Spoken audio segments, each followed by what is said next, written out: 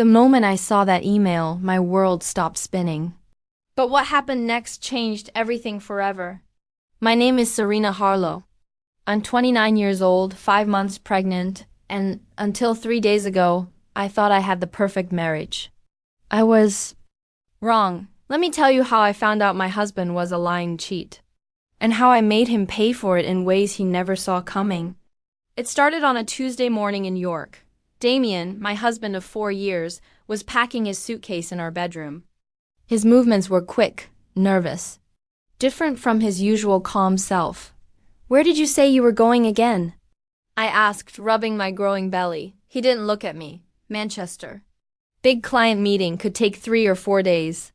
Something felt off. Damien always told me everything about his work trips. Every detail. This time he was being vague. "Which client?" I pressed. His hand stopped moving. For just a second. New one. "Very private. You know how it is?" I didn't know how it was. Damien had never been secretive before, but I was tired. Pregnancy made me sleepy all the time. I decided to trust him. "Okay, be safe. Call me when you land." He kissed my forehead quickly, too quickly. "I will, love you." But he didn't call when he landed. He didn't call at all that first day. By Wednesday night, I was worried. I tried his phone 5 times, straight to voicemail. I sent texts. Number. Replies. This wasn't like Damien at all. Thursday morning, I decided to check our joint email account. Maybe there was some work information there? Something to explain his silence. I opened the laptop in our home office. Clicked on the email tab. Started scrolling through the inbox. Bills. Spam. More bills. Nothing unusual. Then I saw it. 1. Email that made my blood turn to ice.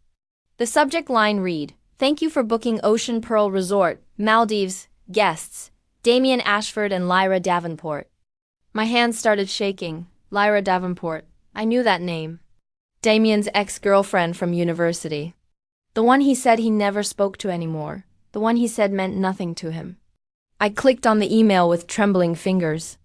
"Dear Mr. Ashford and Miss Davenport, thank you for choosing Ocean Pearl Resort for your romantic getaway. Your luxury beach villa is confirmed for December 10th to 14th. We look forward to making your vacation unforgettable."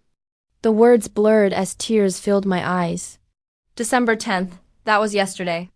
The same day Damien left for his business trip to Manchester. He wasn't in Manchester, he was in the Maldives.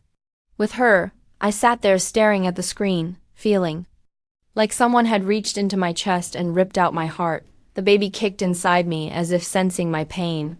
My husband, the father of my unborn child, was on a romantic vacation with another woman. But that wasn't even the worst part. The worst part came when I kept reading. The email mentioned they had booked the honeymoon suite. It included details about couples spa treatments, romantic dinners on the beach, private yacht trips. This wasn't just cheating, this was a full romantic getaway, planned weeks in advance, while I was at home, pregnant with his child. I ran to the bathroom and threw up. Not from morning sickness, from pure heartbreak. When I finished being sick, I looked at myself in the mirror. My face was pale, my eyes were red. I looked broken, but then something changed inside me. The sadness turned to anger, the heartbreak turned to rage. How dare he do this to me? How dare he lie to my face? How dare he betray our marriage, our child, everything we built together? I walked back to the office with new energy, new purpose.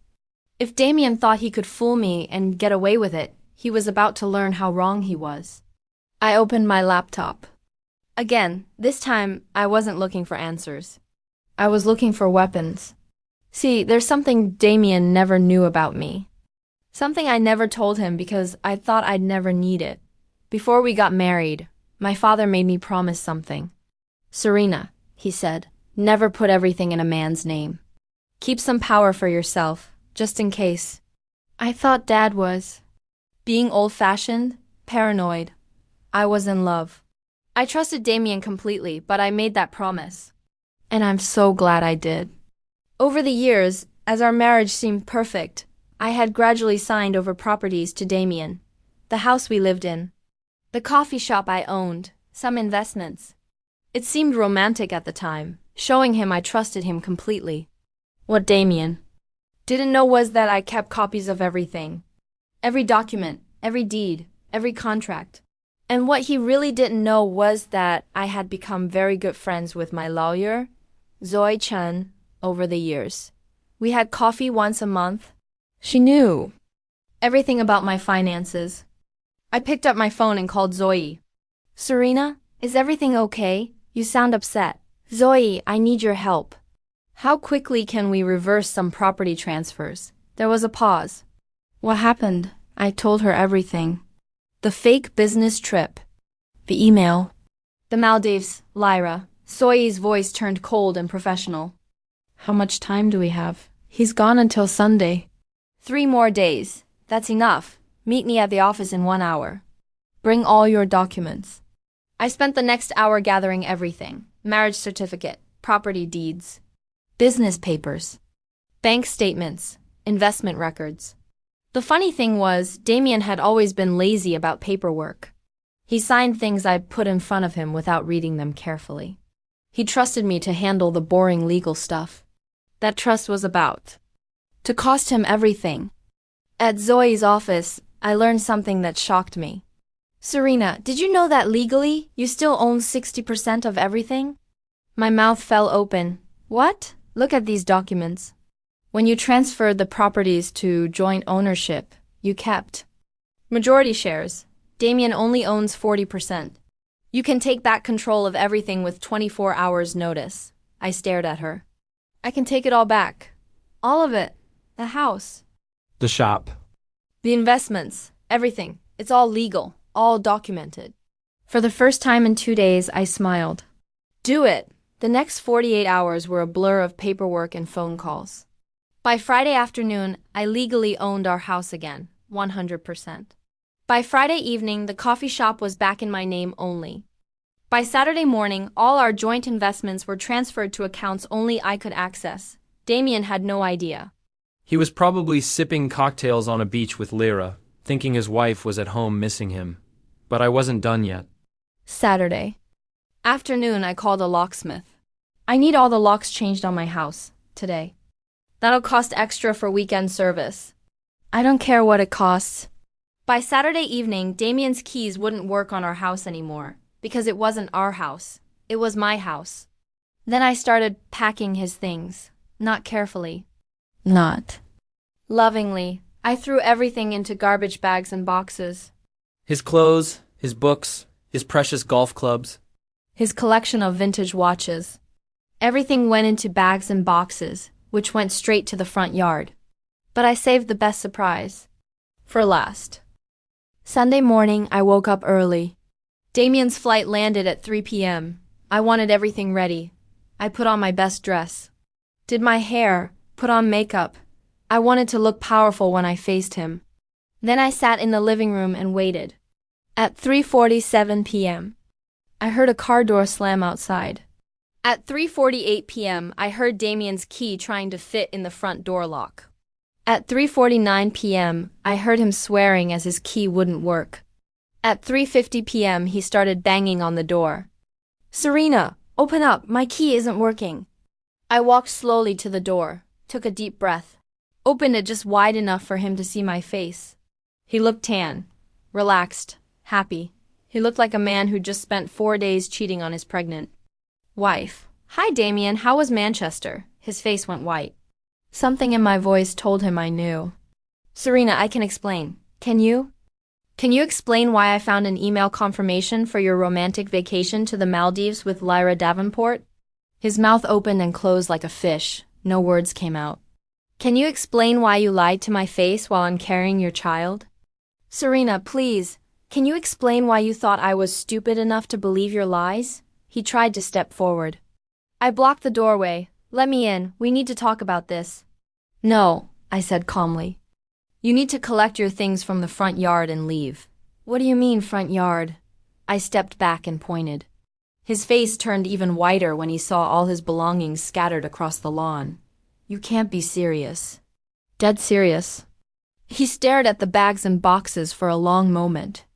Then his shock turned to anger. This is my house too. You can't just throw me out. I smiled sweetly. Actually, I can. This is my house now. Only my name is on the deed. That's impossible. We own it together. Not anymore. I pulled out the legal documents Zoe had prepared. As of Friday, I am the sole owner of this property. You have no legal right to be here. His hands shook as he read the papers. This can't be legal. It's completely legal. Your signature is on every document. You agreed to everything. I never agreed to this. You agreed when you signed the original transfer papers without reading them carefully. You agreed when you put your trust in me to handle the legal details. Just like I put my trust in you to be faithful. The reality was sinking in. I could see it in his face. Serena, please, I made a mistake. One mistake. Don't destroy our marriage over this. One mistake? I laughed, but there was no humor in it. You planned this vacation weeks ago. You lied to me repeatedly. You betrayed our vows while I'm carrying your child. That's not one mistake, Damien. That's a choice. Multiple choices. He tried a different approach, desperation. Think about the baby. Our child needs a father. Our child deserves a father who respects their mother. You're not that man. I Can change. I'll never see Lyra again. I promise. Your promises mean nothing now.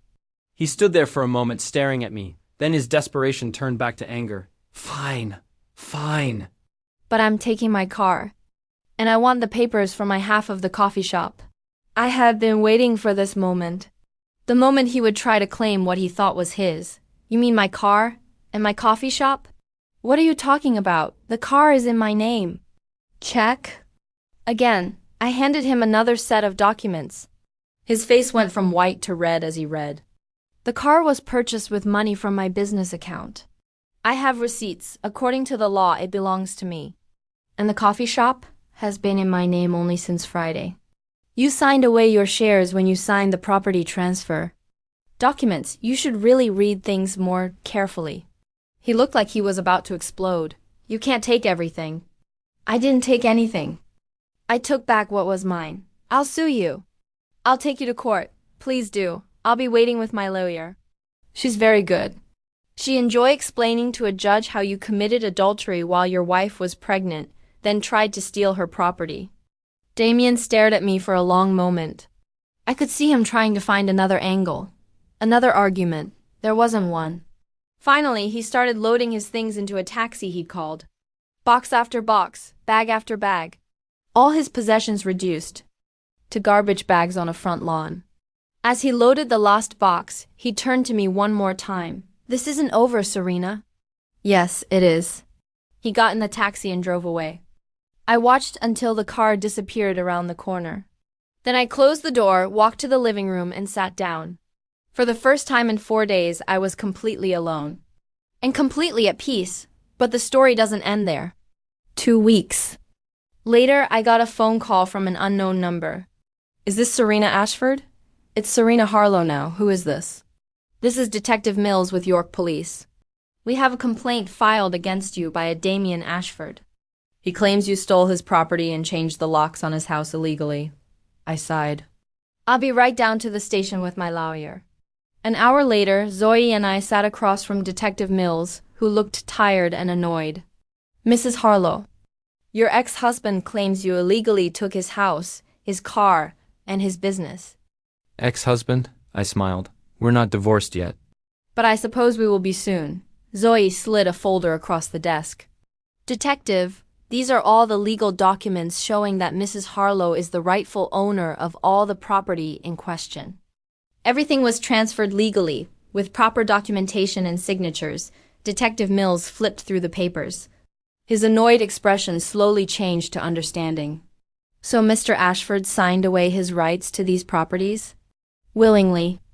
And legally, Zoe confirmed. The detective looked at me. Ma'am, your husband also claims you have his personal belongings. I put his personal belongings on the front lawn for him to collect, which he did. I have no idea what he's talking about. Detective Mills closed the folder. Mr. Ashford, it appears your ex-wife acted completely within her legal rights. There are no charges to file here. I heard Damien's voice from behind me. This is insane. She can't just steal everything. I turned around. Damien looked terrible. His hair was messy. His clothes were wrinkled. He looked like he hadn't slept in days. I didn't steal anything. I reclaimed what was mine. What about my rights? What about fairness? What about my rights when you cheated on me? What about fairness to your unborn child? Detective Mills stood up. Mr. Ashford, I suggest you contact a divorce lawyer if you want to dispute the property division. This is a civil matter, not a criminal one. As we left the police station, I noticed someone waiting by the parking meters, Lyra Davenport. She looked different from her university photos, older, harder. She was dressed expensively, but there was something desperate in her eyes. Serena? I stopped walking. Zoe stayed close to me. What do you want, Lyra? I wanted to talk to you, to explain. There's nothing to explain. You slept with my husband while I was pregnant.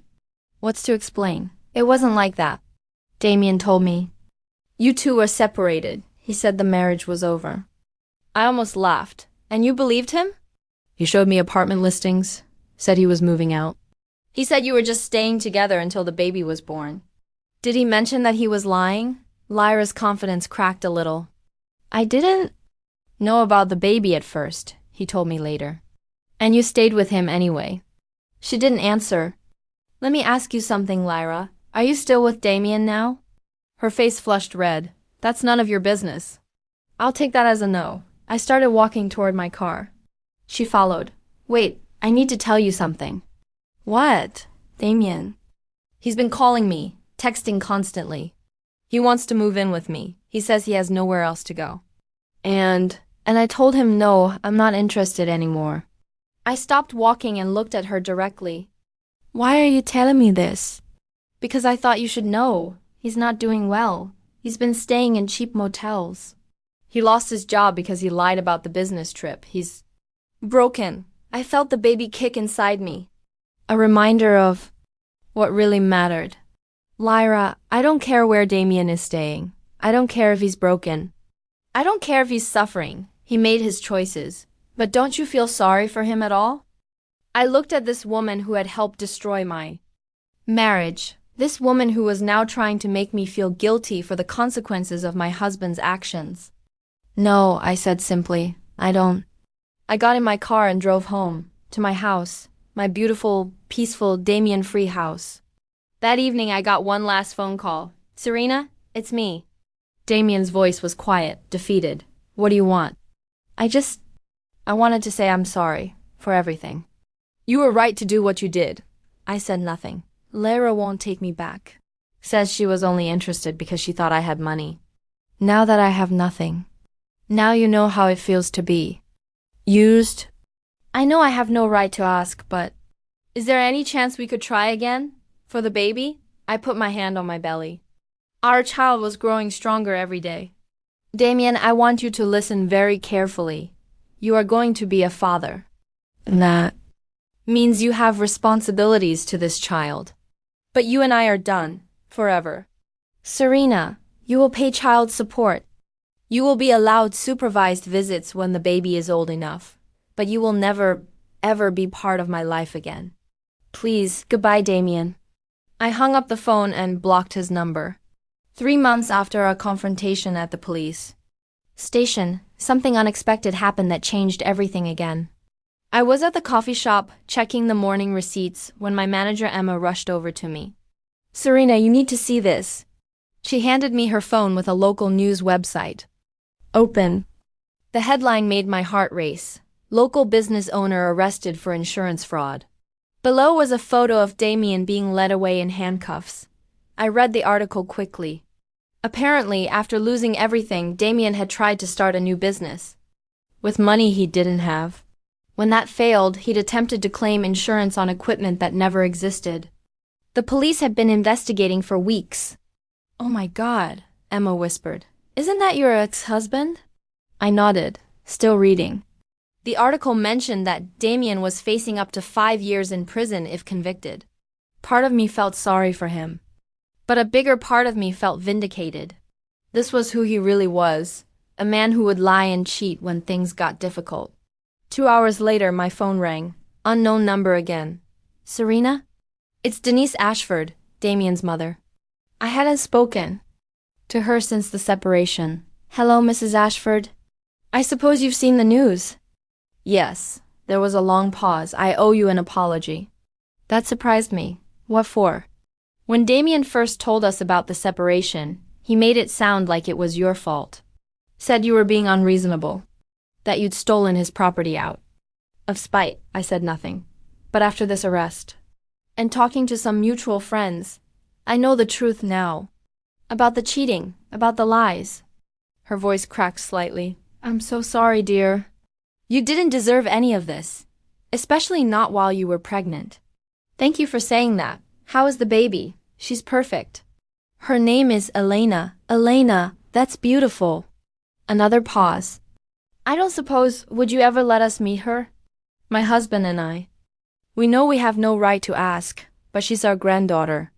I thought about it. Damien's parents had always been kind to me. They weren't responsible for their son's choices. Maybe someday, when she's older. We'll see. Thank you. That's more than we deserve.